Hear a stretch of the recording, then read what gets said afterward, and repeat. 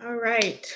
So today I'm doing this live about the current eclipse that it started around 6 something. It'll be at its peak around like 9:16 like LA time. And then it'll be finishing out probably like in the a few hours later, like late midnight ish, something around there. And then I'm also going to be talking a little bit about the Mercury retrograde that will start on the 21st. Yes. Sorry, I was drawing some blanks. So first of all, just jump right in, what is a solar eclipse? We should go over, I'm gonna go over that. And then also, what is that also in conjunction with, right? Solar eclipses usually happen with new moons. So when you can't see um, the moon in the sky, right? Because the moon is blocking the sun, which is what actually creates or brightens the moon's light that we see at night, right? So a full moon is when the sun and the moon is opposite each other, and that the moon reflects basically the sun's light on us, right? And then a new moon is when the moon moves in between the earth, right? Because the moon rotates around us, and then we rotate around the sun. So the moon is basically here, the sun is here, and then we're here, right? So the moon ends up, from our point of view, blocking out the sun's light, basically because of the distance that we are and how it's positioned. So when we have an eclipse, it lines up perfectly so that it's like, so tonight it'll be completely black, right? Like you won't be able to see anything because the moon will literally be blocking the light that it usually uses to shine on us, that it usually reflects on us. And hopefully that makes sense. So when we have an eclipse, so for example, the like we rotate, right? So we don't just go like this around the sun. We usually are kind of like going like this around the sun, right? Or some type of way. That's why we are, like they say, like we're tilted on our axis, things like that, blah, blah, blah, blah. So when we have an eclipse, everything is like perfectly aligned, basically. So that's why you have like no light at all, because it's like perfectly aligned in the way that it creates kind of like almost an energetic reset. That's how I think of eclipses. It's like an energetic reset to our world, and it kind of allows us I think of eclipses as like course correcting. So on an energetic level, I think of it as like a way to get us back, like, or remind us that we're in alignment if we already are kind of moving towards the things that we're doing, right? Because the eclipses are what activates the nodes, because the nodes are based on the relationship and space between, like, with the sun, moon, and basically they're the eclipse. The nodes are activated every time that there's an eclipse. And so the nodes, if we're talking about like the lunar nodes, we have the north node, which would be considered kind of like the dragon's head, or like ascension, or where you're moving towards this lifetime. Whereas the south node would be the dragon's tail, where you're coming from, what you already have, what you came into this life with already, those types of things. So when we talk about the nodes, and this is a big, I mean, I feel like everything can be a really big event, but this is can be maybe more important, especially for people with like cardinal placements, Aries, um, late degrees of fixed, maybe not all fixed placement, but late degrees of like Taurus, Scorpio, or yeah, no, early degree, late degrees of mutable. So it would be like late degrees of Pisces, things like that. Based on whatever's going on in your chart, this could be more potent for people with strong Aries placements, strong Libra placements, basically. But it's going to affect everybody on some level, right? Because we have everything in our chart. We have a full circle of all the signs in your chart. And somewhere in your chart or in your life, there's Aries, Libra energy. So just think of it like that. Wherever that energy resides in your life, that's going to be affected most by this eclipse.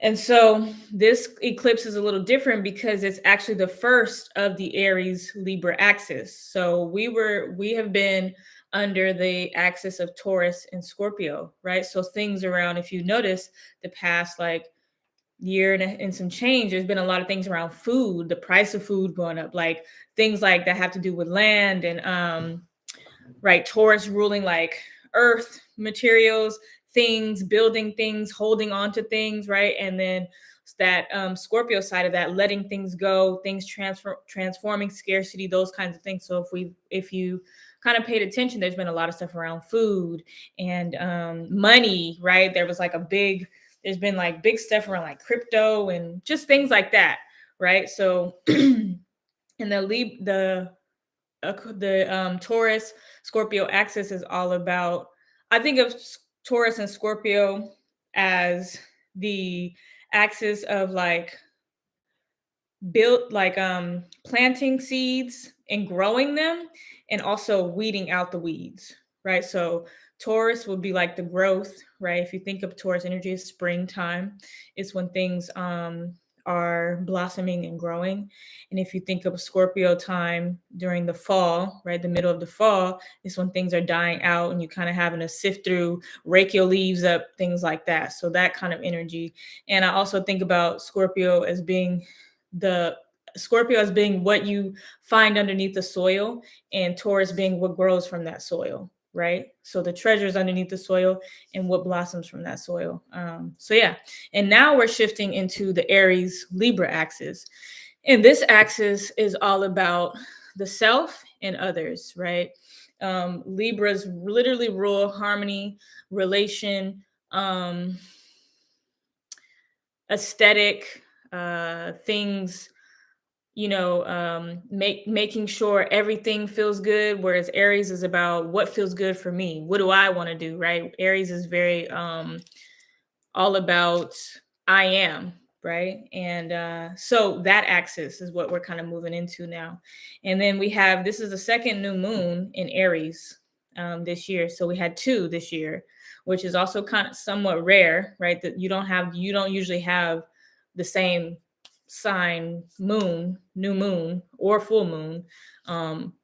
Usually it's just not very super common thing. And so I feel like that alone is giving off this energy of doubling down on the Aries energy of like embodiment, action, like stop, like not constantly. It's like that video of like Beyonce and she's like talking and she's like, don't think about it, don't say what you gonna do or something like that, whatever. But it's like it's time to like move into action and like do what you plan to, what you say you're gonna do, what you've been planning for, all those kinds of things. And I think this moon is really doubling down on. And if you can feel like the energy of it, it feels very like, I don't know if it's just me, but I've been feeling very like, gotta get shit done, right? That kind of energy is like circulating. And I've noticed a lot of people kind of really pouring more into the things that they say that they want to do, or things that they've been involved in that they may not have been giving it all of the attention it deserved, or not really investing in themselves in the way they should have. So seeing more of that, especially as we move into the Aries Libra axis, is all about like how you show up whole and how you can contribute in a way, like without, right? Because I think Aries is all about individuality, whereas Libra is about union, right? Mars energy wants to separate, and that Venus energy wants to come together. And so finding that balance in your own individuality and how you fit with others, or in the puzzle piece, or in the bigger picture, right? Those kinds of things. So yeah, I think especially too with all the big changes that are happening this year, like with the Pluto transit, the Saturn transit, these more bigger outer planets that have shifted. Yeah, I think this Aries energy is much needed to help us all kind of emerge more out of our shells and into, and really getting back to ourselves and what it is that we want to be and embodying that. Because I think Aries is also, I look at Aries, it's like the first sign, right? And so sometimes I look at Aries being it rules spring and the start of um, a new year or a new season and energy. I look at Aries as the baby, and you have to have a drive and a fight about you to make it into this world, right? Through um, you don't come through easily, right? Or maybe, I mean, obviously, maybe some babies do, but you have to want to be here, right, in order to be born.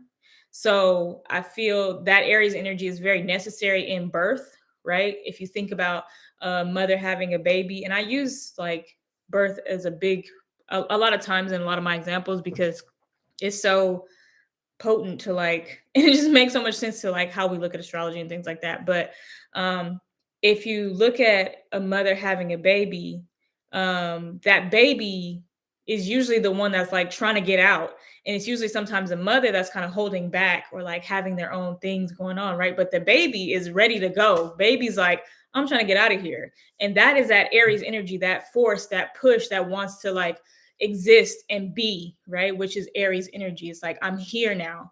And Aries is that separation from something else, right? If you think about birth, when a baby is born, it's separating into itself from the mother, right? Becoming its own person now. So that's what that Aries energy is about. And that's what these eclipses and these kind of these nodes are going to be about as we move into them. And we have like maybe I think we have some more Taurus Scorpio stuff happening at the end of the year and mid and end of the year. So we're not totally shifting into that right now, but this is the first one that's really kicking it off and giving you that kind of taste of what's to come, because eclipses also affect us for months, right? It's not just a like, oh, today this eclipse happened and like I just got some crazy awakening. Maybe for some people, if it's like really specific on a point in your chart or, whatever, it might just be, some very obviously mind blowing experience. But for most of the time, it's something that affects things over months, right? And you can kind of look at these things in hindsight and be like, oh, yeah, I remember around this time this was happening, this is what kind of shifted this or shifted that, or this thing changed this and things like that. And I think with Aries can be Aries energy can be very quick. So sometimes I feel like with these eclipses and this kind of energy, things can change faster than normal because it has that Mars energy to it. And I feel like Aries energy is like very like go after it, and can be impulsive and, that kind of stuff. So, yeah. But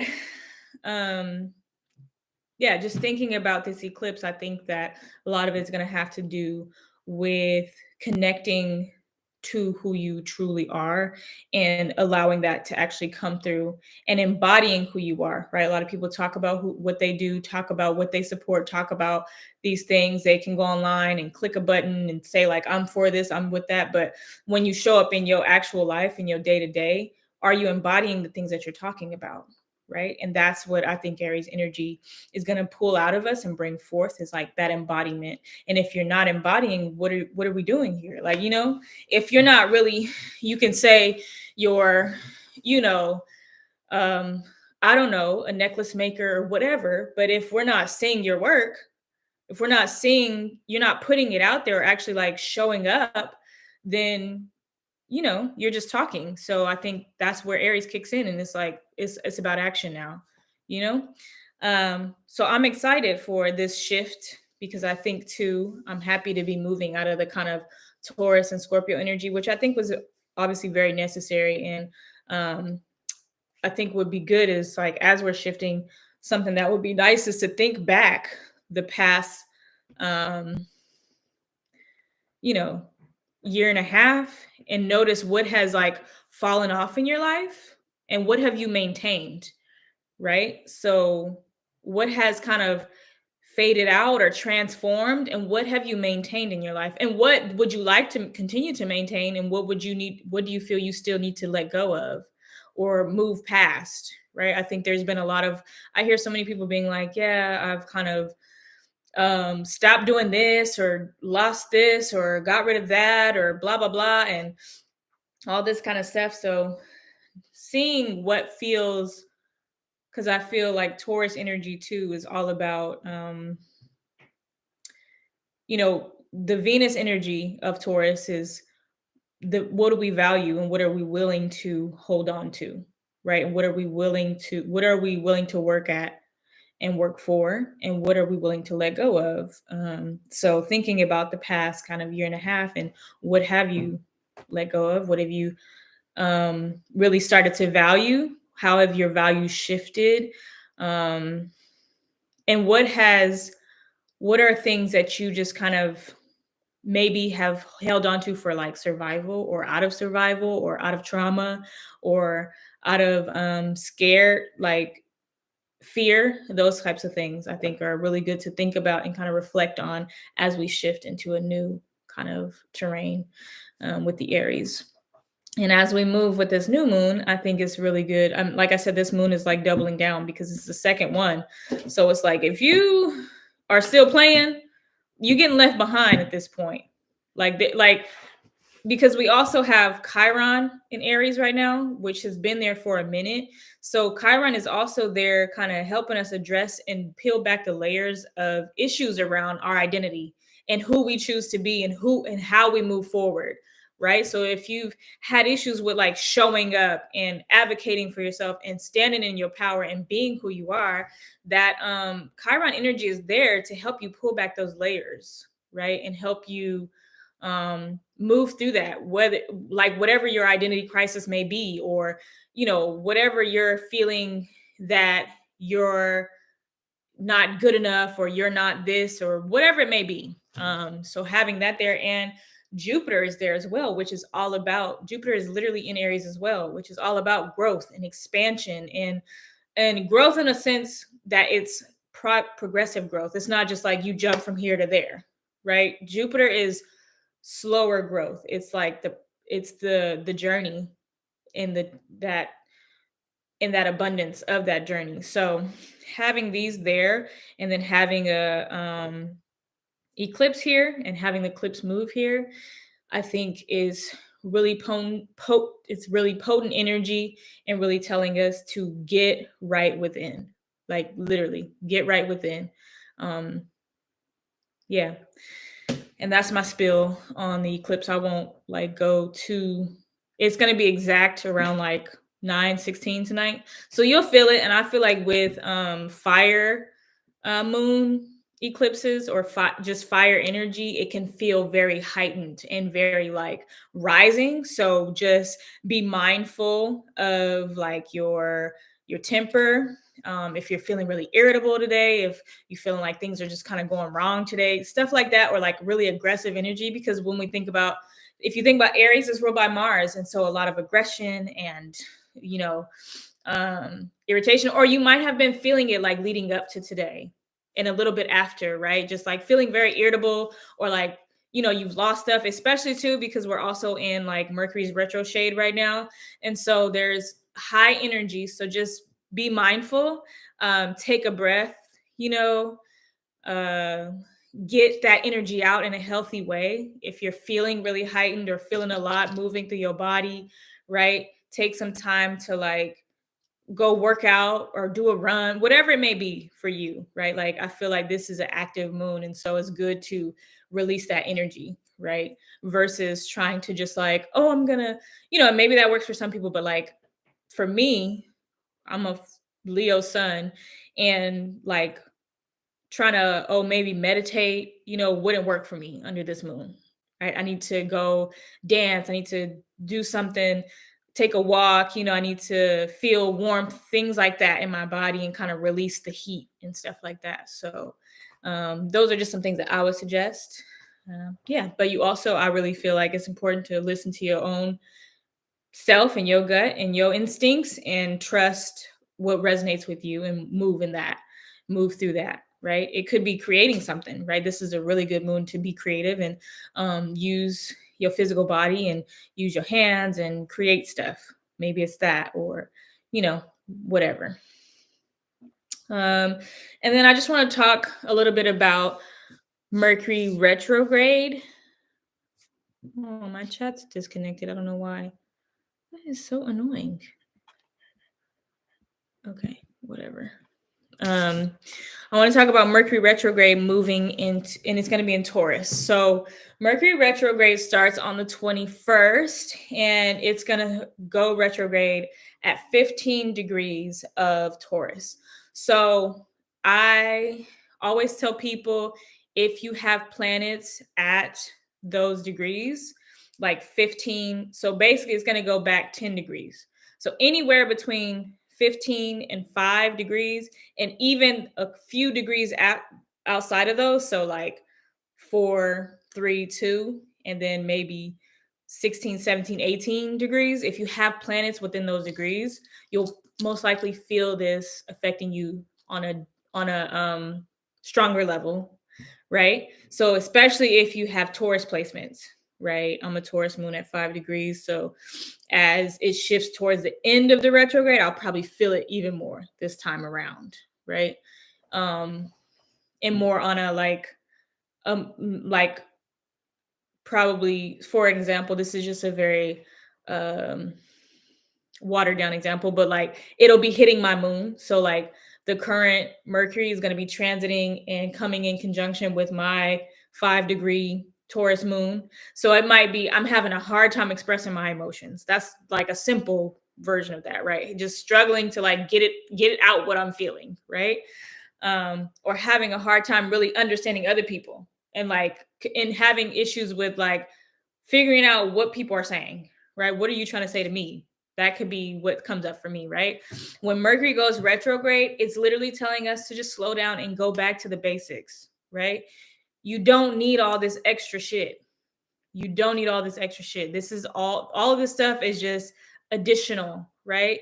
When I think about Mercury retrograde and it also being in an earth sign, I think it'll be really important now more than any other retrogrades to have face-to-face conversations, to be able to see people's um facial expressions, to be able to feel their energy, right? Texting a lot is going to probably be misunderstandings, missed emails, missed texts, just miscommunications altogether, obviously, with Mercury, because that's just part of Mercury literally rules communication, right? And Mercury rules the day to day. So random just shit happening in your day to day, right? Mercury is a really close planet. So a lot of stuff that happens under Mercury retrograde is stuff that in like 6 months, in like 2 months, you won't even remember it, right? It's smaller kind of things that go wrong, right?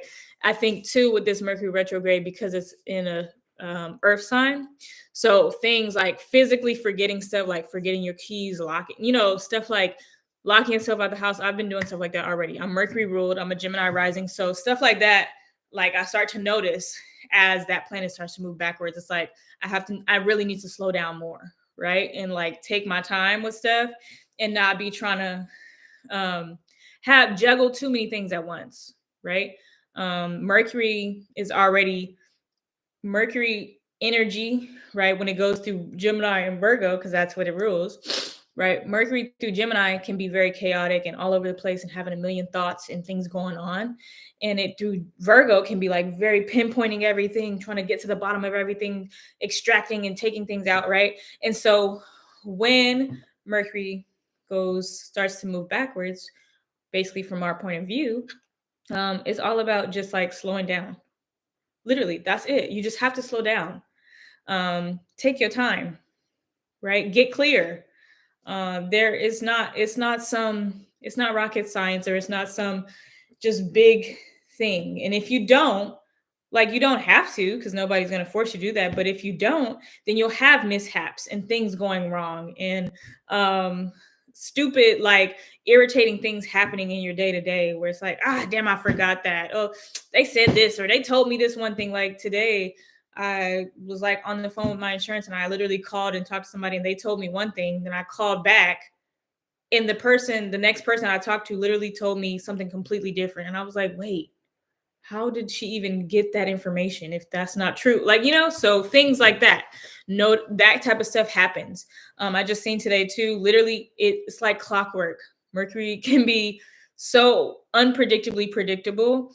I went and got an alert like Southwest had to like delay hella flights because of a technical issue on their computers or some data issue, which is so literally Mercury retrograde. Like, you know what I'm saying? So it really is just about getting back to the basics. Touching grass, literally, it's in an earth sign. So get your ass outside, like breathe fresh air. The sun is out now. Like take some time to smell the roses. That's what Taurus is all about. Like sensory pleasure, right? Taking your time, putting your lotion on in the morning, waking up early enough so that you can take the time to eat, get you some good water or tea, whatever, and feel it going down your throat, like all these sensory things, like tapping into your senses and taking the time to really enjoy things. Because Taurus is all about pleasure, right? It's all about sensory pleasure, smell, sight, what you see, how you feel, textures, things like that. So taking the time to slow down. And if you think about Taurus energy, I sometimes think of Taurus energy as kind of like turtle energy, like moving slow anyway, right? Like, why do we need to rush? What is the rush for, right? I have time, and you want to create that for yourself. So I think that's what this Mercury retrograde is, creating more time in your day to day for yourself, to take care of yourself, to get the things that you need so that you can have a smoother running day, a smoother running life, smoother running week, all that stuff, right? And connect with yourself. Yeah. And I think that's all I wanted to talk about today. I wanted to keep this really short today and didn't want to do a full hour live because I felt like, yeah, I mean, we've had an Aries moon, and I think I talked about it the last one already. So I just wanted to give some little updates around like the eclipse shift and the shift from Taurus to Aries as being the north node, and Scorpio shifting to Libra as a south node, and what that will look like. Yeah, and what a solar eclipse is, and what you can kind of experience during these times. And as always, you want to look at your chart and where those signs are in your chart, right? So if you're an Aries rising, this will be very potent for you, right? This eclipse, because it's literally going to be in your first house of you, like how you see the world, your outlook on life, how you start things, your appearance, all that stuff. So it's going to affect all that. And then the other side of that is Libra, right? So your relation to other people, that type of stuff, right? And I always say, you feel it more, or you just feel it more heightened when it's in your angular points. So first house, fourth house, seventh house, 10th house, right? Who are you? Where you come from? Who you with? Where you going? Right? That's kind of how I look at the first, fourth, seventh, and 10th. And the other houses are a little bit different. They're not as active. They're usually kind of just feeding off of whatever those houses are doing, what's happening in those houses. So if you're like maybe you have Aries in your third house, it might have something to do with like your siblings, one of your brothers or sisters, or a childhood friend or something like that, right? Or maybe you have like Taurus in your ninth house or something like that. It might be feeling like you need to go back to, or like take your eyes back to church, or whatever you practice, right? Getting back into your rituals for whatever it is, whatever your spiritual or religious practices is, things like that. It might be something around that, right? With Mercury there being in Taurus in your ninth house of, spirituality, religion, belief systems, things like that. It might be needing to, it might be some stuff going on with school if you're in college, or if you're taking some courses or things like that, right? Yeah, if you have like Taurus in the sixth house, you might feel a little bit more tired, or like sluggish, or feeling like your body just kind of like needs a break, right? Because that's literally the house of physical health and your routine and your responsibilities in a way. You might be feeling like you need to take a week off from work, things like that, right? If you have Aries maybe in your, let's see, Aries in your, maybe it's in your 11th house or something. It could have something specifically to do with your friends. It could have something specifically to do with your network and some of your goals or things that you're working towards with other people or something like that. It could have to do with literally a friend. It could be some stuff, some tension or things going on with one of your friends, something like that. So just being aware of the energy and noticing what you're feeling and what you're experiencing, and you can kind of tie that to your chart based on like your chart. And I'm obviously available for readings. You can book me for readings on my website, of course, at any time. So yeah, I think that's all, and I'm gonna wrap it up tonight. So thank y'all. I hope you enjoyed.